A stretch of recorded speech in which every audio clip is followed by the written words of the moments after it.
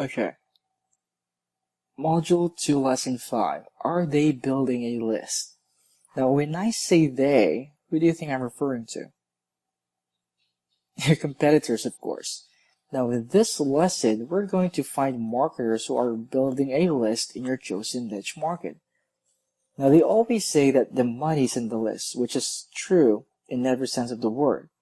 So if your competitors are building a list on a niche that you chose, there's this big probability that your niche will do good in the long run. Now, the fact that your competitors are investing emotional and psychological trust by sending carefully crafted emails to their list, which happens to be your chosen niche, just goes to show that there is money to be made. Now, how do you check if your competition is building a list? Okay, so we're going to go ahead to good old Google again and type this in the search box. Now, I have a specific formula, and the formula is site colon the email service provider plus your niche. So you can basically type any niche that you're in and expect to return results. Now, personally, I use GetResponse.com a lot. Now, since most of the time I'm able to get through their mails using the formula above.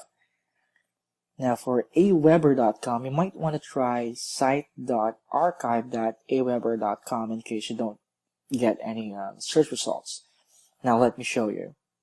Going back to the previous example, which is digital photography, I can just type in site www.getresponse.com plus digital photography.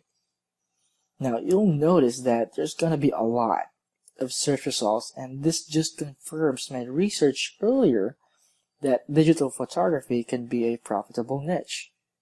Now, try and choose one of these results.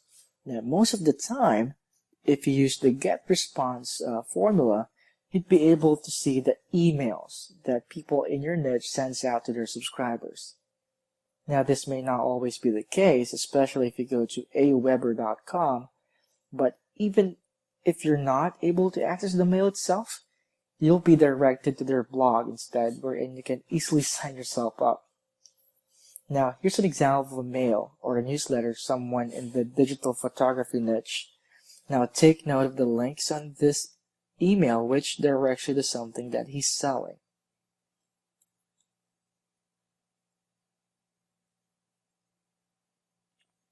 Now, also notice that if you used GetResponse.com, on the top right of the screen, there's an option for you to subscribe to the email list yourself.